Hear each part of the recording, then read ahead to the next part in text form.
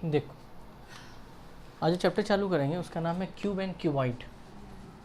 ठीक है, cube and cuboid. West Bengal class 10 का एक्सरसाइज नंबर 4। ठीक है, क्यूबॉइड क्यूबॉइड, इसको घन और चतुष्फलक भी हिंदी में हम लोग बोलते हैं। ठीक है, तो इन लोगों का जो एग्ज़ाम में क्या होता है कि क्वेश्चन आता है एक इसमें से, तो इसमें से हो सकता है कि वॉल्यूम तुमको निकालने दें, कर्व सरफेस एरिया तुमको निकालने दें, या टोटल सरफेस एरिया निकालने दें, या तो तुमको जो है विकर्ण की लंबाई या डायगोनल तुमको निकालने बोलेगा। ठीक है, तो हम पहले तुमको क्यूब के बारे में बताते हैं। देखो क्यूब, क्यूब का शेप कुछ इस तरह से ही होता है, जिसका लेंथ ब्रेथ और हाइट सब कुछ इक्वल होता है, उसी को हम लोग बोलते हैं क्यूब।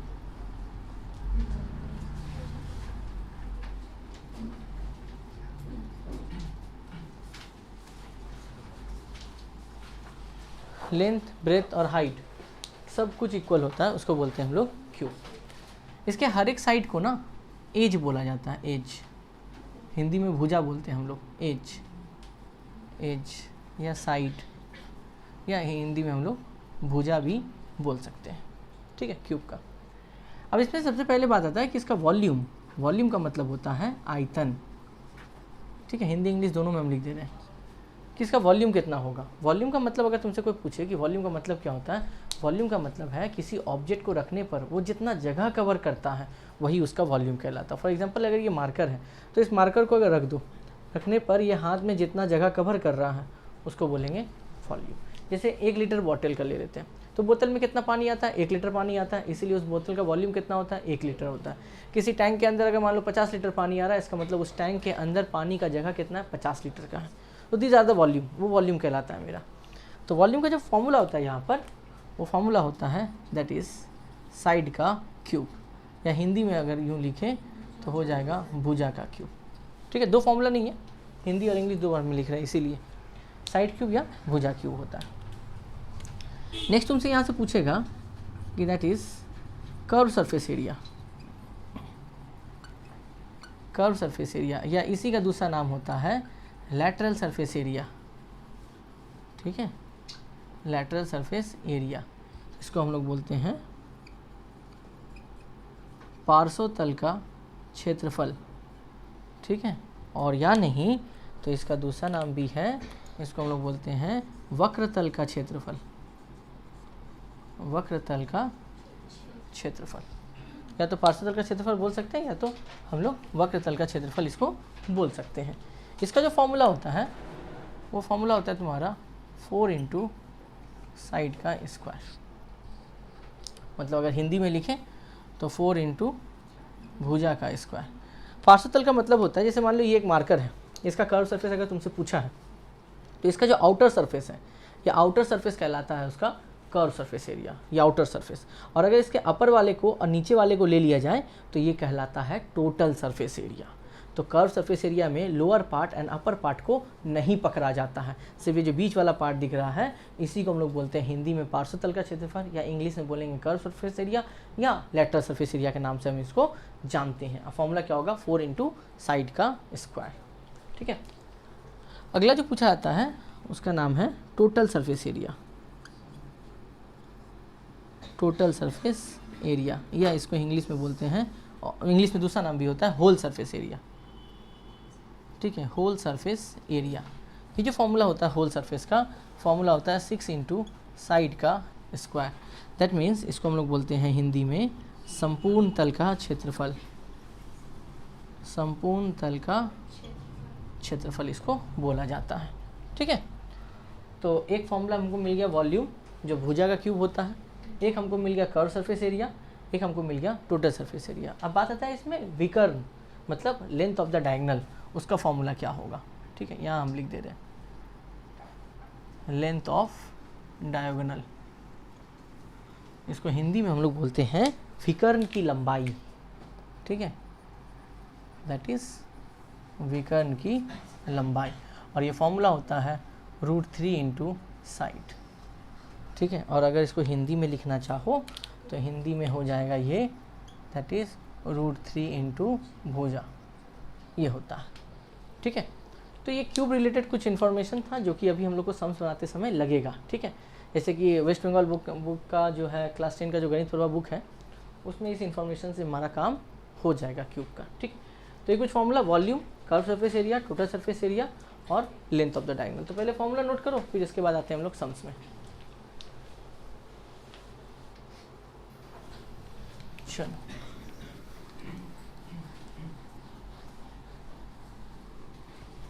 हम पहले एक बेसिक सा सम्स उठाते हैं, ठीक है, और उसमें सारा चीज़ निकाल के बताते हैं कि कैसे निकालते हैं। जैसे सपोज करो हमें क्वेश्चन लिखते हैं कि अगर किसी घन की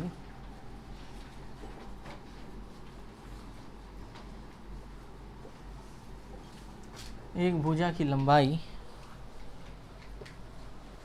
5 सेंटीमीटर हो तो उसका आयतन, कॉमा,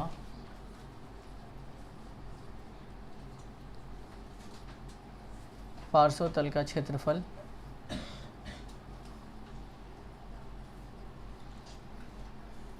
संपूर्ण तल का क्षेत्रफल, विकर्ण की लंबाई ज्ञात करें। मान लो ये क्वेश्चन आया, ठीक है, कि किसी घन की एक भुजा की लंबाई 5 सेंटीमीटर हो तो उसका आयतन, पार्श्वतल का क्षेत्रफल, संपूर्ण तल का क्षेत्रफल और विकर्ण की लंबाई ज्ञात करने के लिए बोला है। ठीक है, कुछ बात का यहाँ पे ध्यान रखना हम लोग। देखो, तो भुजा कितना दिया हुआ है हमको, दैट इज़ 5 सेंटीमीटर दिया हुआ है। ठीक है, भुजा हमको 5 सेंटीमीटर गिवन है। हमको निकालना क्या क्या, एक एक करके निकालते हैं। सबसे पहले बोला है आयतन, ठीक है भाई, आयतन। आयतन का फॉर्मूला हम लोग पढ़ के आए थे, भुजा का क्यूब। तो यहाँ पर हो जाएगा 5 का क्यूब, 5 का क्यूब मतलब हो जाएगा 125। ठीक है, जब कहीं भी हम लोग आयतन निकालते हैं तो जो यूनिट होता है उस यूनिट के माथे पर क्यूब का साइन आता है, याद रहे हमेशा। चाहे आप किसी भी क्वेश्चन को बना रहे हैं, अगर हम लोग आयतन निकाले हैं तो जो यूनिट है उसके माथे पर क्यूब का साइन आएगा, 3 का, आयतन 3। ठीक है, तो ये सेंटीमीटर रहा तो सेंटीमीटर, मीटर रहा तो मीटर, कुछ भी रहेगा यूनिट, डजेंट मैटर, बट जो भी रहेगा उसके माथे पर क्या आएगा, क्यूब का साइन आएगा। ये गड़बड़ मत करना, कभी कभार हो जाता है गलती, बट इतना याद रखना, आयतन जब भी रहेगा यूनिट के ऊपर क्यूब आएगा, ध्यान रहे। ठीक है, ओके। नेक्स्ट हमको बोला है आयतन के बाद पार्श्वतल का क्षेत्रफल निकालने के लिए। ठीक है भाई, पार्श्वतल का क्षेत्रफल फॉर्मूला पढ़े थे हम लोग, 4 इंटू भुजा का स्क्वायर। ठीक है, 4 इंटू भुजा का स्क्वायर। यहाँ 4 दिए, भुजा मेरे पास कितना है, 5 सेंटीमीटर है, यहाँ 5 दिए, 5 का स्क्वायर, 4 इंटू, पहले स्क्वायरिंग करो, 5 का स्क्वायर हो गया 25, अब 25 इंटू 4 हो गया 100। ठीक है, जब कभी भी किसी का एरिया निकालो, चाहे वो पार्श्वतल का क्षेत्रफल हो, चाहे वो संपूर्ण तल का क्षेत्रफल हो, किसी का भी एरिया निकाल रहे हैं तो यूनिट के ऊपर हमेशा स्क्वायर आएगा। मतलब क्षेत्रफल कभी भी किसी का निकालेंगे तो यूनिट के ऊपर आएगा स्क्वायर, और आयतन कभी भी किसी का निकालेंगे तो यूनिट के ऊपर आएगा क्यूब। ख्याल रखना बात को। अब वो क्षेत्रफल किसी भी चीज़ का हो सकता है, पार्श्वतल का भी हो सकता है, संपूर्ण तल का भी हो सकता है, किसी भी चीज़ का हो सकता है। क्षेत्रफल है इसीलिए यूनिट के ऊपर स्क्वायर आएगा, और आयतन है तो यूनिट के ऊपर क्यूब आएगा। ख्याल रखना बात को, ठीक है। थर्ड हमको निकालने बोला था, दैट इज़ संपूर्ण तल का क्षेत्रफल। संपूर्ण तल का क्षेत्रफल फॉर्मूला पढ़े थे 6 इंटू भुजा का स्क्वायर। यहाँ मल्टीप्लाई का साइन है, कुछ नहीं है तो 6 इंटू भुजा की जगह होगा 5, तो 6 इंटू 5 का स्क्वायर हो जाएगा 25, 25 इंटू 6 हो जाएगा 150। क्षेत्रफल निकाले हैं इसीलिए यूनिट के ऊपर होगा स्क्वायर। ठीक है, ये 150 है तुम्हारा, ध्यान रखना 150। अब हमको बोला है विकर्ण की लंबाई निकालने के लिए। ठीक है, यहाँ पे लिखिए विकर्ण की लंबाई। फॉर्मूला क्या पढ़े थे, √3 इंटू भुजा। ठीक है, √3 इंटू भुजा की जगह होगा 5, और इसको हम लोग लिख सकते हैं 5√3। यहाँ पे कोई भी स्क्वायर या क्यूब नहीं होगा, क्योंकि ना ही हम क्षेत्रफल निकालें ना ही हम आयतन निकालें, ये लंबाई है, तो जो यूनिट है वही यूनिट यहाँ पर लिख देना। तो ये हो गया तुम्हारा चारों आंसर। ठीक है, तो चारों को नोट करो, अगला समझ में आते हैं इसके बाद।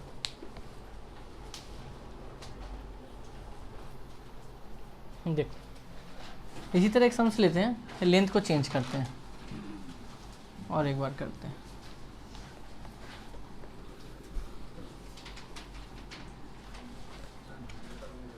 मान लो कि अगर किसी घन की भुजा की लंबाई मान लो 10 दे दिए, 10 सेंटीमीटर। और वही सब चीज़ हम तुमको निकालने दिए फिर से, तो फिर एक बार कर लेते हैं।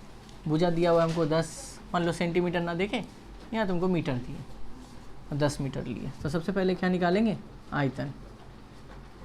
आयतन का फॉर्मूला क्या था, भुजा का क्यूब। तो यहाँ हो जाएगा 10 का क्यूब, तो ये हो जाएगा 1000, जो यूनिट है उसके माथे पर क्यूब आएगा। ठीक है, इसके बाद पार्श्वतल का क्षेत्रफल। ठीक है, इसका फॉर्मूला क्या पढ़े थे, 4 इंटू भुजा का स्क्वायर। तो 4 इंटू 10 का स्क्वायर, पहले स्क्वायरिंग करेंगे तो आ जाएगा 100 और फिर हो जाएगा 400। एरिया निकाले हैं इसीलिए यूनिट के ऊपर क्या आएगा, स्क्वायर आएगा। ठीक है, अगला हमको निकालने बोला है संपूर्ण तल का क्षेत्रफल। ये लिख लिए, संपूर्ण तल का क्षेत्रफल। फॉर्मूला पढ़े थे इसका 6 इंटू भुजा का स्क्वायर। तो 6 भुजा की जगह बैठाएंगे 10, तो 10 का स्क्वायर हो गया 100 और ये हो गया 600, that is metre square. Area निकालें इसीलिए यूनिट के ऊपर स्क्वायर आएगा, मीटर स्क्वायर। अब इसके बाद विकर्ण की लंबाई, फॉर्मूला क्या था, √3 इंटू भुजा। √3 इंटू भुजा का जगह होगा 10, यहाँ हो जाएगा 10√3 मीटर। लंबाई निकालें, कोई एरिया कोई वॉल्यूम तो है नहीं, इस वजह से जो यूनिट है बस वो यूनिट बैठा देना यहाँ पे।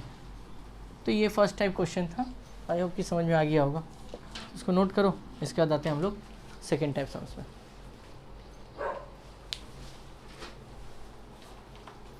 देखो अगला टाइप क्वेश्चन, इसमें तो भुजा दे दिया था, अब भुजा देगा नहीं।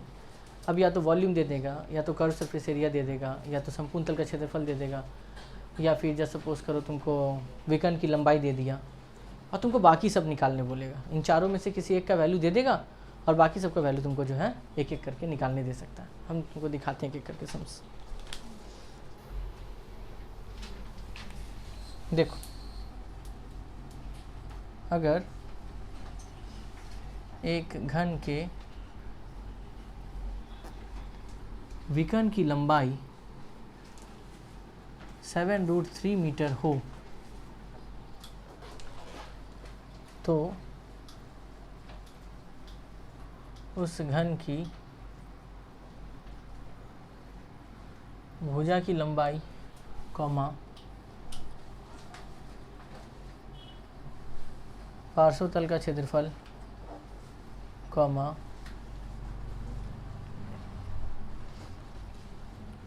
संपूर्ण तल का क्षेत्रफल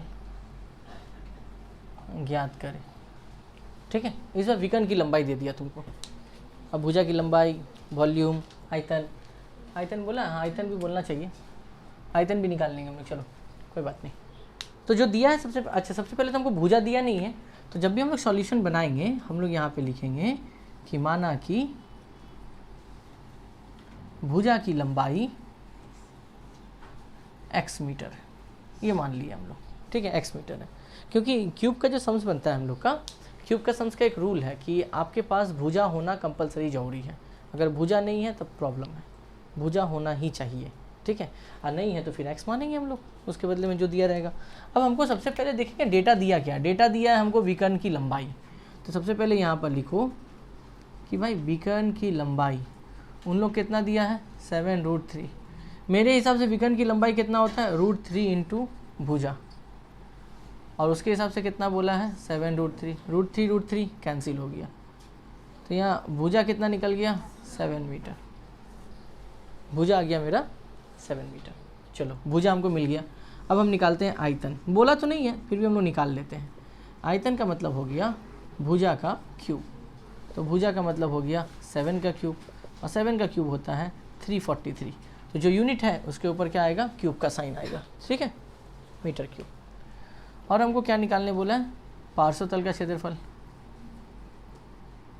पार्श्वतल का क्षेत्रफल फॉर्मूला क्या पढ़े थे, 4 इंटू भुजा का स्क्वायर। तो 4 इंटू भुजा मेरा कितना निकला है, 7, 7 का स्क्वायर, तो 7 7 जो हो गया 49, 196 मीटर स्क्वायर का क्षेत्रफल है, तो यूनिट के ऊपर स्क्वायर पड़ेगा। और एक क्या बोला है, संपूर्ण तल का क्षेत्रफल। ये फॉर्मूला क्या होगा, 6 इंटू भुजा का स्क्वायर, तो 6 इंटू 7 का स्क्वायर, 6 इंटू 49, 294 मीटर स्क्वायर। तो ये निकल गया हमारा 4 आंसर जो निकालने बोला था। ठीक है, तो इस तरह से हम लोग निकालते हैं डायगोनल वाला। हम एक एक करके सब में आएंगे, जहाँ विकर्ण की लंबाई, कभी आयतन दिया रहेगा, कभी पार्श्व तल का क्षेत्रफल दिया रहेगा। तो ये टाइप 2 सम्स है, इसको नोट कर। वैसे एक बात बता दें, ये सारा सम्स अपने मन से हम दे रहे हैं, बुक में अभी तक हम आए नहीं हैं। हम बस क्वेश्चन के पैटर्न को समझा रहे हैं कि क्वेश्चन किस किस तरह से दे सकता है। फर्स्ट टाइप तुमको दिखाएं, सेकेंड टाइप हम बनाए हैं, थर्ड, फोर्थ एंड फिफ्थ जब बता देंगे पाँचों टाइप, उसके बाद जाके हम जो है गणित प्रवाह बुक के अंदर इंटर करेंगे। ठीक है, तो ये पहले पाँचों जो बेसिक टाइप सम्स है, पहले इसको सीखे आप लोग। ओके, नोट करें। देखो अब अगला टाइप सम्स में आता है, टाइप 3 में।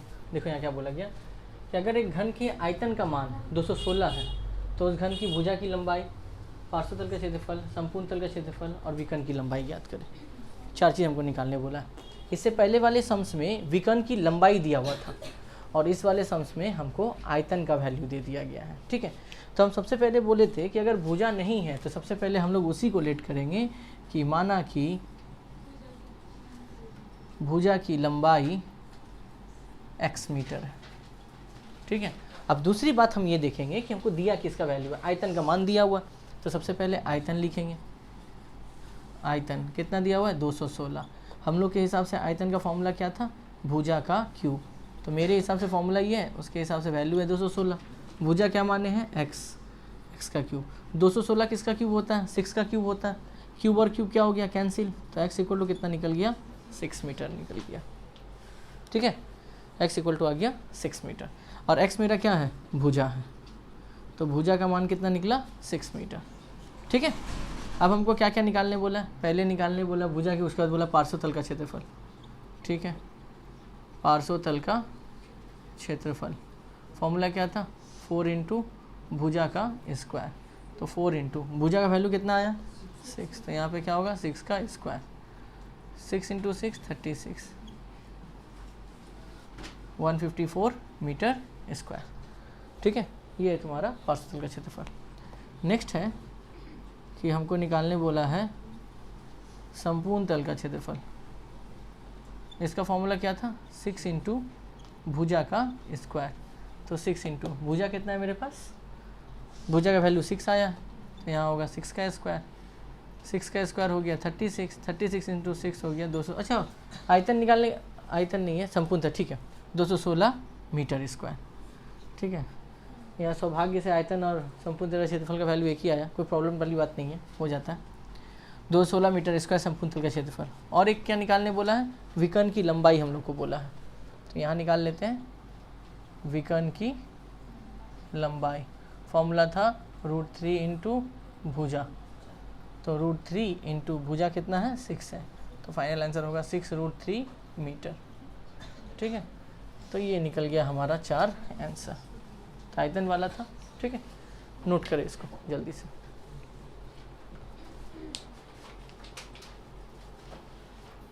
देखो इस बार समझ में क्या बोला है कि अगर एक घन के संपूर्ण तल का क्षेत्रफल 384 सेंटीमीटर हो तो उस घन की भुजा की लंबाई, पार्श्व तल का क्षेत्रफल, आयतन और विकर्ण की लंबाई निकालने के लिए, मतलब उस सबसे पहले विकर्ण की लंबाई दिया हुआ था तो उससे भुजा निकाले, आयतन दिया हुआ था फिर उससे भुजा निकाले। इस बार हमको जो है संपूर्ण तल का क्षेत्रफल दिया हुआ है। ठीक है, तो सबसे पहले वही लिखेंगे, माना कि भुजा की लंबाई x। अब जो दिया हुआ सबसे पहले उसको लिखो। इस बार दिया हुआ है संपूर्ण तल का क्षेत्रफल कितना है, 384। संपूर्ण तल का क्षेत्रफल है 384। फॉर्मूला क्या था, 6 इंटू भुजा का स्क्वायर 384। ठीक है, पहले 6 से काटो, 6 6 36 और 6 4 24। अच्छा, भुजा को हम लोग क्या माने हैं, x, तो यहाँ x स्क्वायर हो गया 64। 64 8 का स्क्वायर होता है, square square cancel, x equal to कितना निकल गया, 8 सेंटीमीटर।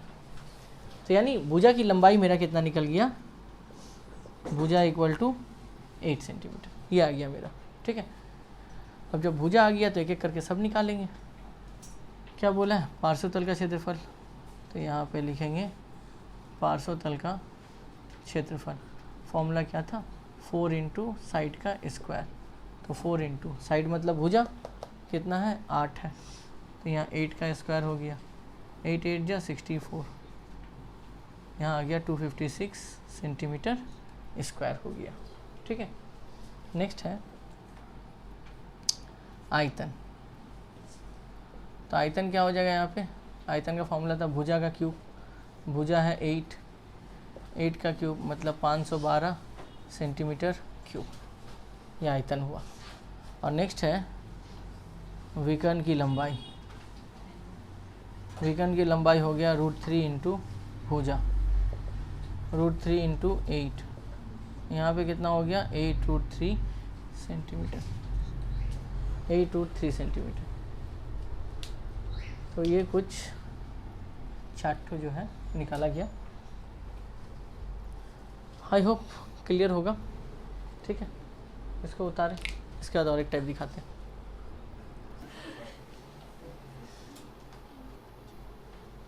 अगला क्वेश्चन ये है कि अगर एक घन के पार्श्व तल का क्षेत्रफल 324 मीटर स्क्वायर हो तो उस घन के भुजा की लंबाई, इस पर पार्श्व तल का क्षेत्रफल दे दिया गया है, संपूर्ण तल का क्षेत्रफल, आयतन और विकर्ण की लंबाई ज्ञात करने बोला जा रहा है।